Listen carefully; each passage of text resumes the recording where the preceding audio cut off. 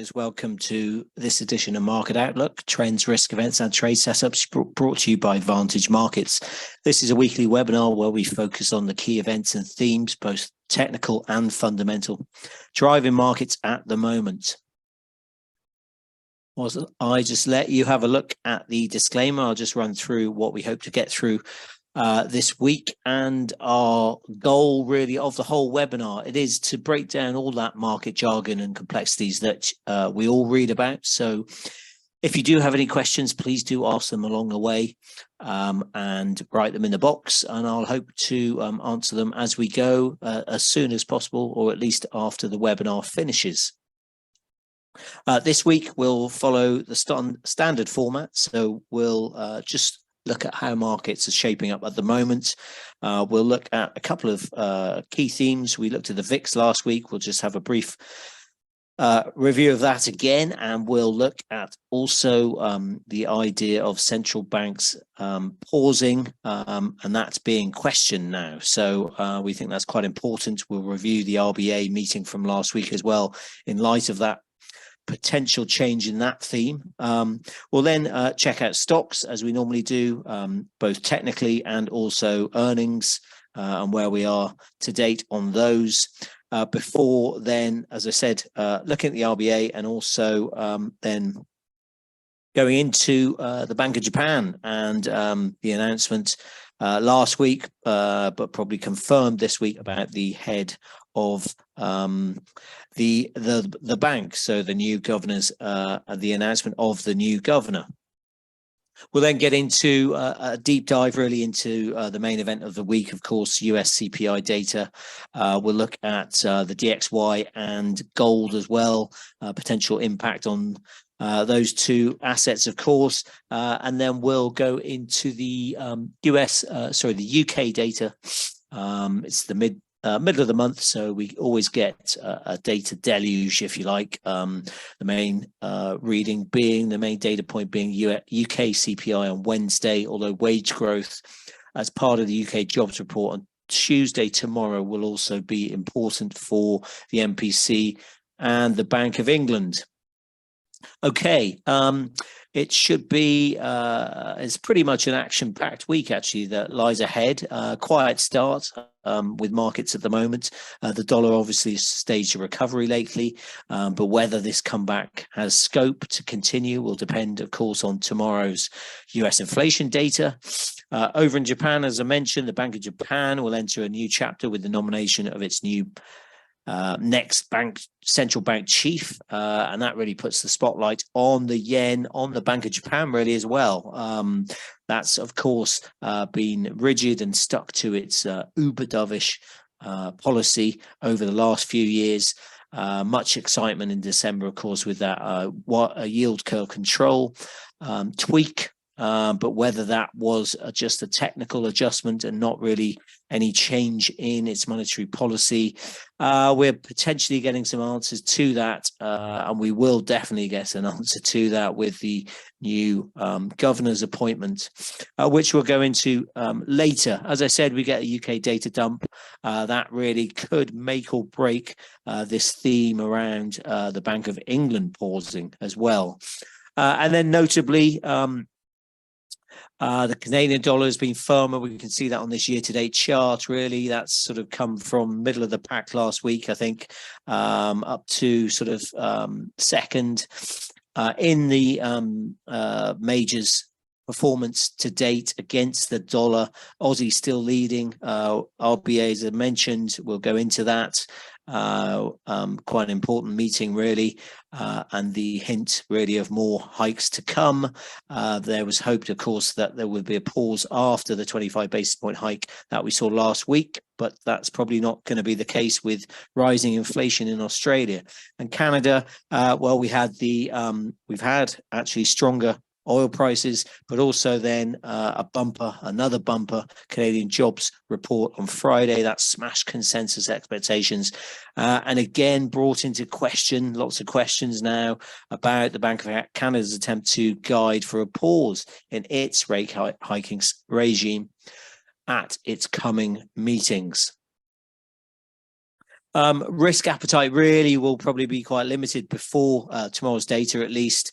In the US, we also get retail sales and industrial production, but expectations really are for continued support of the dollar, potentially a more hawkish Fed funds path.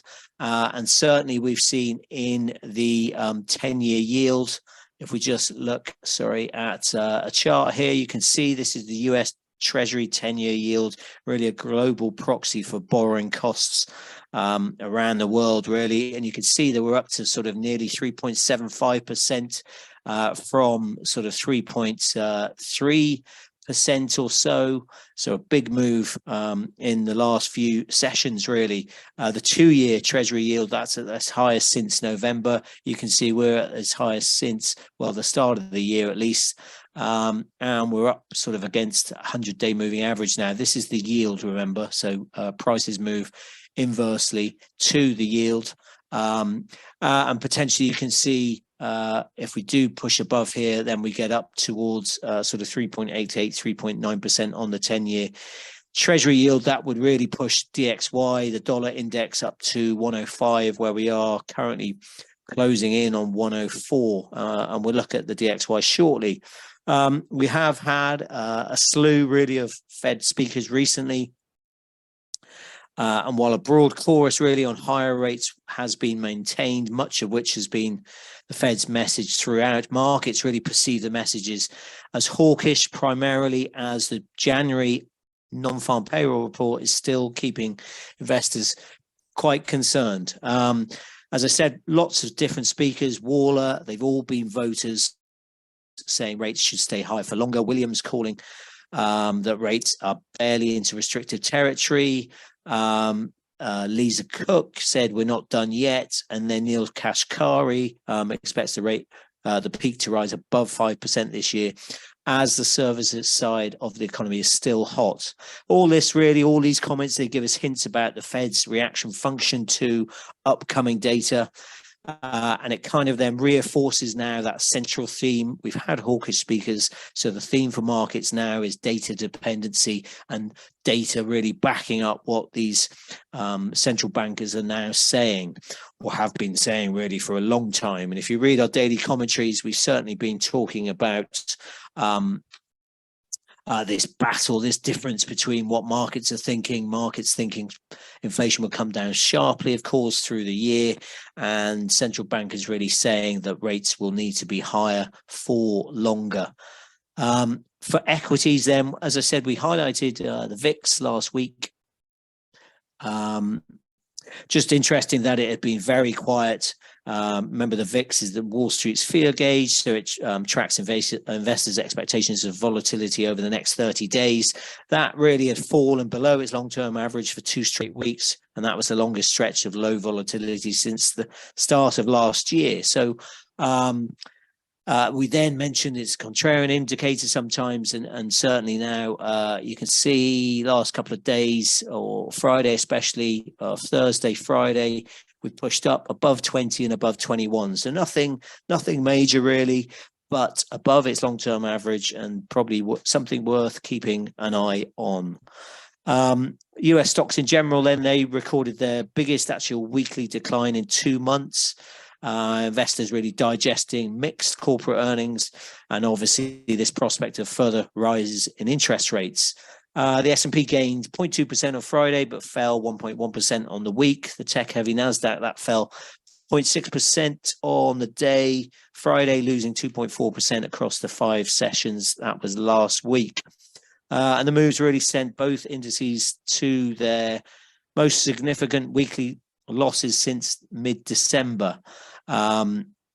With the Nasdaq's actually weekly fall, its first in this year. Interesting, I mean, not massive moves, but sort of declines after obviously a sharp rally, 16%. I think Nasdaq was up year to date at its peak, and then we've just come off that. We'll go into the technicals shortly, but sort of just overbought conditions really, and those are now easing. Earnings wise, we've had a bumpy kind of last few earnings from some of the blue chip companies, at least Disney and PepsiCo, they exceeded forecasts, but then others in the consumer economy like Lyft, Chipotle, Mattel, they've all disappointed. And in general, then for earnings, this quarterly earnings season, I think we've had 346 S&P 500 companies now reporting. Average earnings growth for the quarter is down 2.3%. Although quarterly earnings growth is in the red again, it's slightly better than expected. And one of the major themes actually, so margin profit squeezes, they continue, while the most earnings growth is being seen in, again, the energy sector. That's benefiting from rising free cash flow growth. Meanwhile, for the first time actually since COVID, we've seen the biggest earnings declines in materials, with mining companies reporting falling earnings amid production slipping, amid weather issues. So that's a sort of general background on earnings. I know some very prominent Wall Street analysts, strategists really, out of some of the big investment banks. One very prominent one who's quite a bear on markets, really, saying that markets are certainly underestimating the Fed and also the earnings downturn. Technically then, we can see on the S&P 500, last week we highlighted this golden cross, so that's the 50-day moving average rising above the 200-day moving average. We went through a few stats, actually. Probably the most prominent one is when the 200-day moving average is declining, as it is now. The average 12-month return for the S&P since 1950 jumps to nearly 17%, and the average return is around 9%. So just on the weekly, before we, let's look at the weekly. We can see we had an inside week. So that's when the high and the low is basically prints inside the previous week's range, kind of denotes consolidation, really.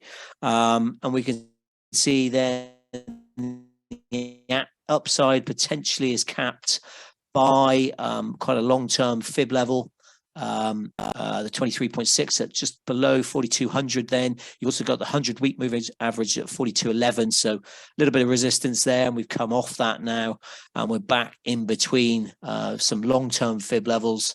And if we just go to the daily, actually, we've drawn a fib level from really from the 2022 high down to the low in October, middle of October. You can see these fib levels here, and we've sort of come off the halfway point at 41.55 there, and we're just sort of tracking down below. Again, we pointed out these pivot highs in mid-December around 4,100, so we're just dipping below there. Futures, you can see it just above 4,100 now, so interesting whether this will act as some support.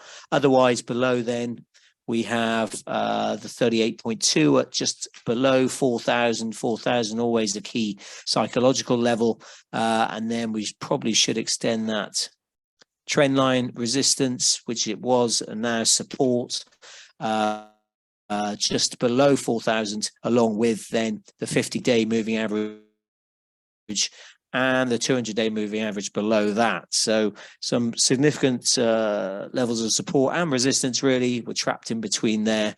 CPI data certainly will have an influence on price direction in the near term. For the NASDAQ, definitely will have some influence on price action.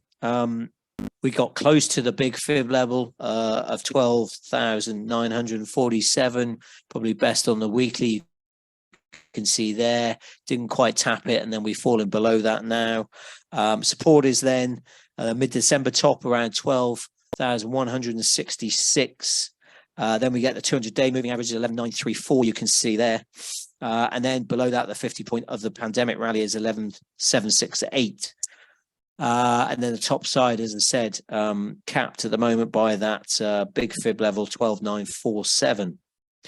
For the Dow, interesting, actually, a lot of upside pressure, and we still can't break that key level above at 34,281.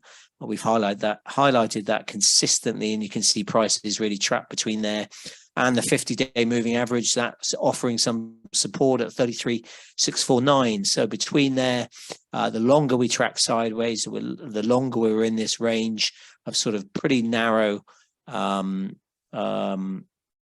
and lows, really day ranges, then the more we will break out with range expansion. So quite sharply, the longer we track. So the longer we track sideways in narrow ranges, the more we will see range expansion, and basically a big break either to the upside through this 34,281 or then to the downside, and we're probably looking around 33,000. And then for the Dow, if we do break sharply lower. Just a couple of other indices while we're on stocks. Just look at the DAX actually. We can see we did break higher, a 1-year high actually at 15,656. But then you can see slightly ominous candle really. We closed near the lows, having printed that high at 15,656. But as long as we don't lose probably last week's low around 15,246, then we should consolidate in here in this range. Otherwise we lose 15,200 and then we're back into this sort of mix of prices above 15,000 but below 15,200. That's on the DAX, the German index.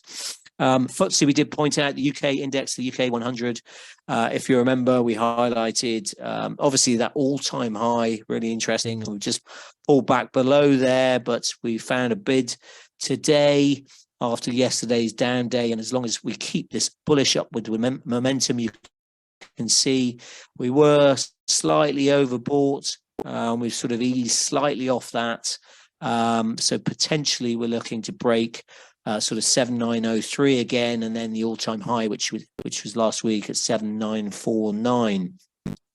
Remember, the FTSE is full of multinational companies, so it's not dragged down by the UK domestic economy, and they're obviously companies like oil companies, miners, banks, mostly booking all their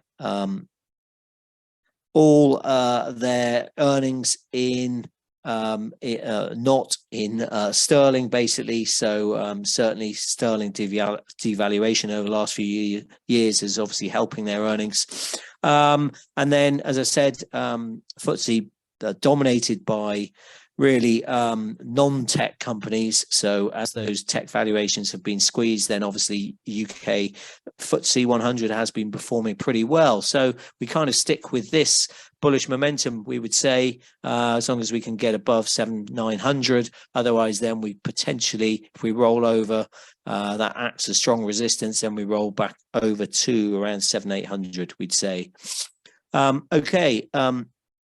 We'll just review quickly, as we said, the RBA meeting from last week. They did hike by 25 basis points in line with consensus, taking rates to 3.35%. That was its ninth straight hike since the tightening cycle started in May of last year. But crucially, it signaled more rate increases, are on the way. So essentially really a pivot, but not a pivot in the direction that many had hoped for, because many were expecting a pause in hiking after this move and then potentially rate cuts further down into the year. And it's sticky inflation that has forced the RBA to sound more hawkish and to push rate expectations higher. Also, there's a reference that if high inflation were to become entrenched in people's expectations, it would be very costly to reduce this later. And that is really something that has been commonly flagged by central bankers. That's why we want to reinforce that point, really.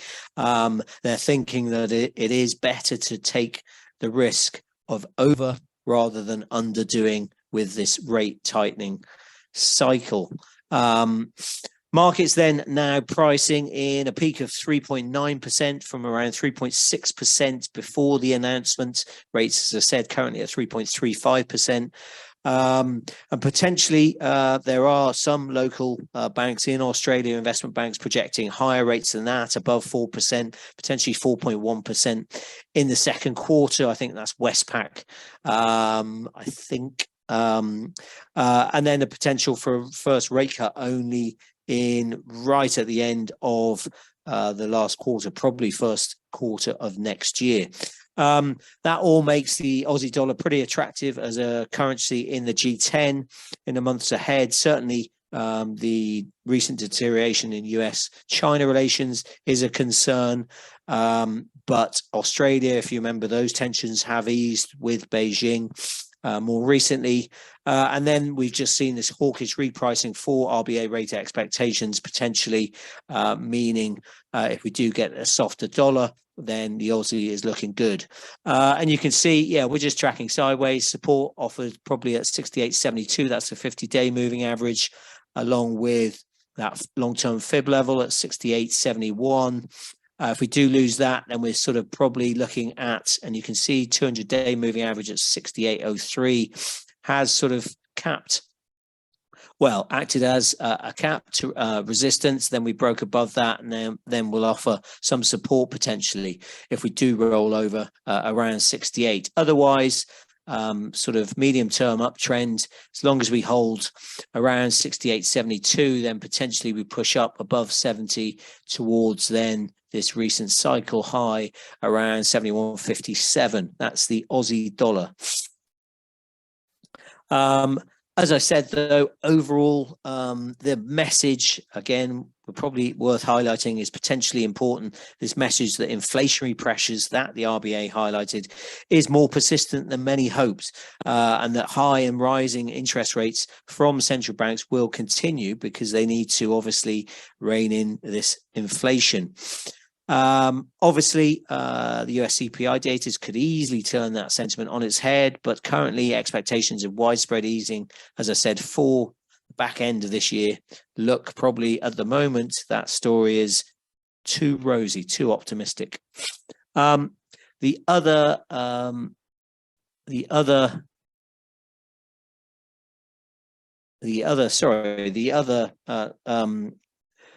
main event from last week, quite stuck there for words, was this announcement of the next head of the Bank of Japan.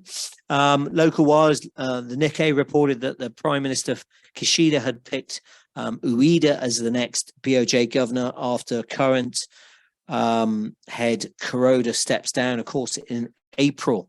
Ueda, so he's a professor, he's a former Bank of Japan board member, quite a few years ago now, but it kind of means a lot of us were scrabbling for information about Ueda, whether he was a hawk, whether he was a dove, and he's kind of not that well known outside Japan. Initially, the news surprised the market as it thought he would bring a bit more of a hawkish tilt, or at least less dovish than Amamiya, who's obviously turned down the job. And he would be certainly less dovish than Kuroda as well. But now is sort of as kind of rethink on this whole situation on Ueda taking the position on a dove hawk spectrum. Really, I think most BOJ watchers put him probably leaning towards being dovish, and after those initial moves, certainly with the yen and rates up, and then stocks down, local stocks down, that's kind of proved temporary, really, because Ueda is not expected to immediately change the bank's policy stance. Based certainly on his previous remarks, he's warned against raising rates too early, but then also has actually argued that an exit strategy from that current ultra dovish easing framework is needed at some point in the future. A lot of speculation about where he is pointing, what his bias is, if you like. But as well, key will be the market paying attention again to data. We can't reinforce this enough, but we're all data watching now with wage growth and certainly inflation. And you can see from this chart, the sort of bottom line is obviously Japan inflation, core inflation, that is, excluding food and energy. Then in the US here, you can just see the downturn in the US and then this upturn in Japan inflation. Potentially that is transitory, if you like, and the Bank of Japan is relying on that being only temporary before then prices start to roll over. But certainly we get the wage bargaining season is kicking off, and that will be important for this metric, of course. Just on dollar yen then, let me just pull up the chart. But firstly, sorry, before we go to the chart, actually, we'll just touch upon Ueda. Yeah, just reinforcing that fact then. Obviously, we've seen a change in this mood now. Ueda sort of not, is not expected to sort of change the yield control policy as quickly as many thought. Also interesting that the nomination of the two deputy governors, that's worth watching because they'll form the top leadership of the Bank of Japan, and they are seen really as being or keeping the characteristics of the current board, i.e. being dovish still, and that's really what the market has woken up to in the last couple of days at least, and especially today as well. All means, as I said, that the outright removal of yield control policy probably is too aggressive now. And as I said, in December, obviously, when we had that tweak to the trading band, there was much excitement, really anticipation that this was heralding the start of policy normalization at the Bank of Japan. But certainly, it looks as though, at the moment at least, that will take a lot longer than the market has thought. And you can see really, dollar yen, or just, sorry, even before that, worth pointing out, of course, then this US disinflationary trend that Powell has talked about and that markets latched upon, of course, when he said that at the latest Fed meeting. It's just whether that is being called into question. And we'll see this, of course, in the US CPI data, UK CPI data as well this week. And certainly the Bank of Japan, Japanese markets will be hoping for a soft US CPI print because of this upward pressure on yields globally, really, that potentially could continue. Much depends, of course, on Tuesday's data. So over to dollar yen, really, we can see we've kept in this sort of bearish channel. You can see a series of lower highs, lower lows, quite a neat channel for the last couple of months, few months, or at least actually since the October high. But we've broken out of that channel now. You can see we're trading around the 50-day moving average at 132.15 there. If we can break above that recent high at 132.90, then potentially we've got that fib level at 132.70 as well as resistance. Excuse me. If we do break above there, and potentially that looks like just consolidation before a push higher, then potentially we go to probably this spike high here at 134.77, and then potentially 135. That's a big level for a lot of people watching out for in dollar yen. So really interesting times for this currency, for the Bank of Japan. Always been sort of in the background, really, because everybody's used to their uber dovish policy.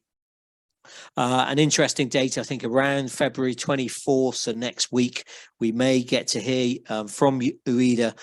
His hearing is going on around that date, and then he may well reveal his kind of philosophy on monetary policy on that day. So Feb 24, I think, is a day to look out for yen traders and us and Bank of Japan watchers, and just potentially whether we get this shift or whether the continued dovish stance is still one that governs the yen and the Bank of Japan. Okay, moving on to US CPI. Just bear with me 1 second.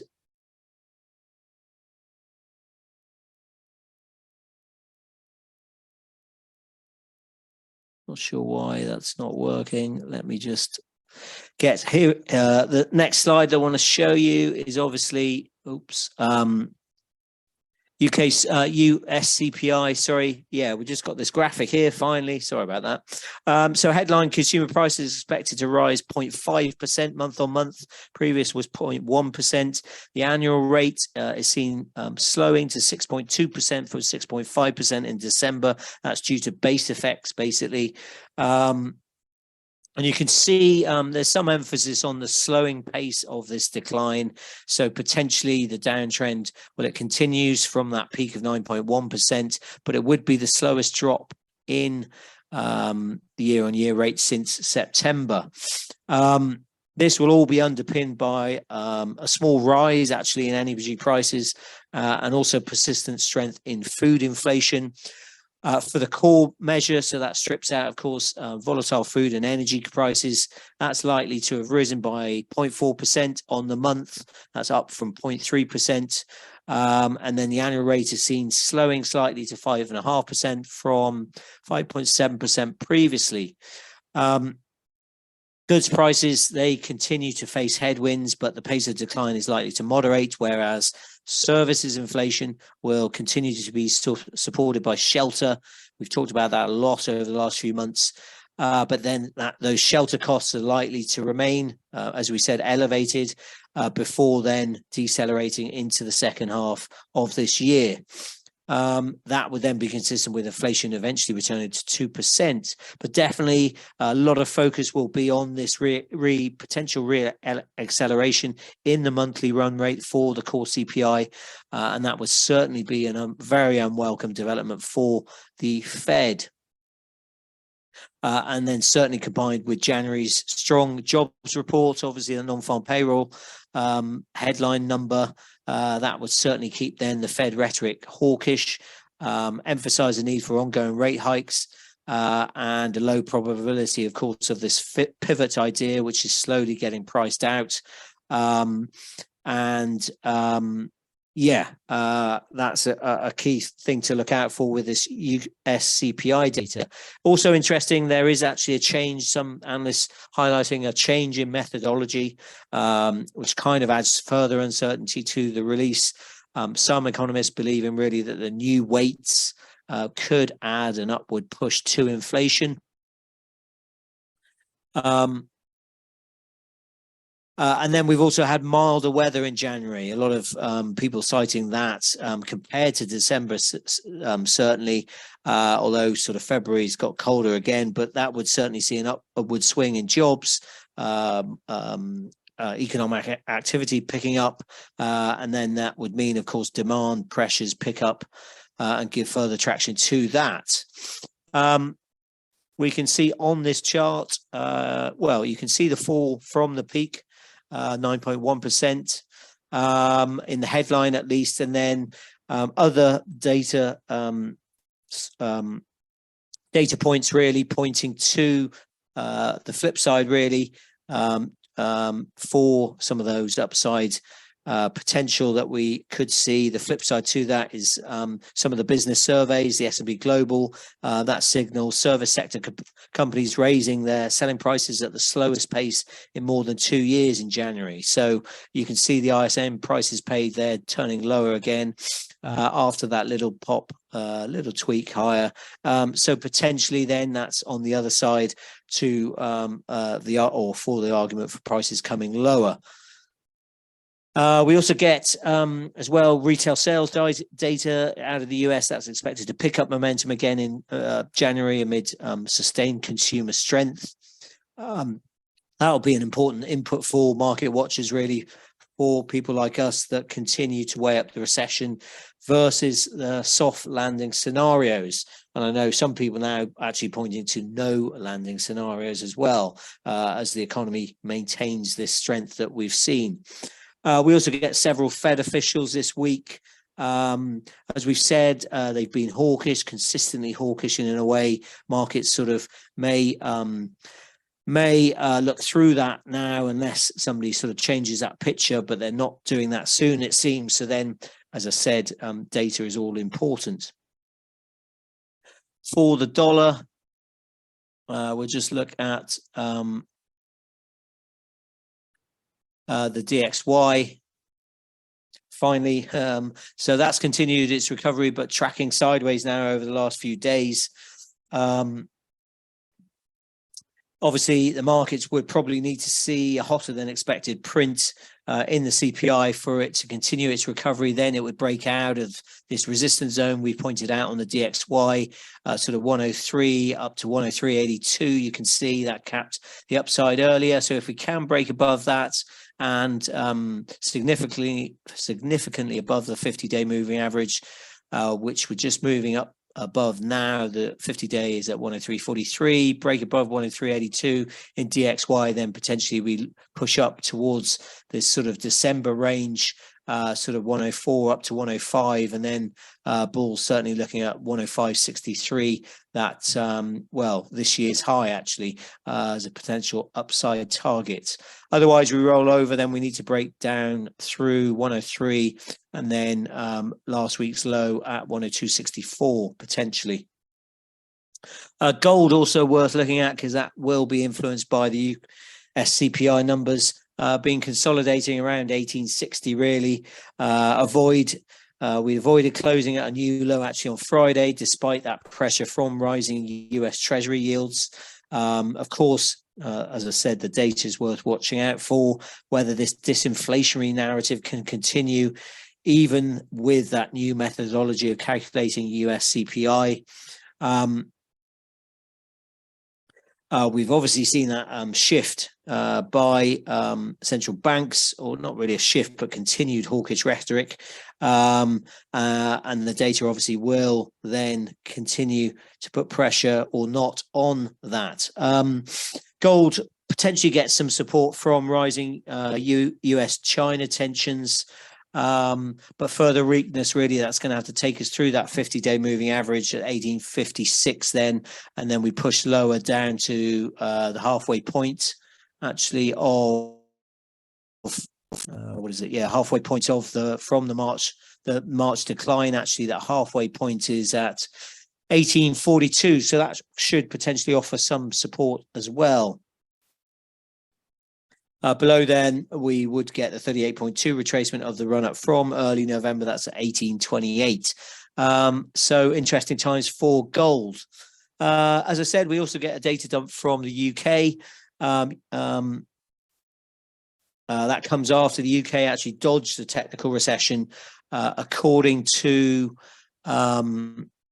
figures out from last week, the Q4 figures.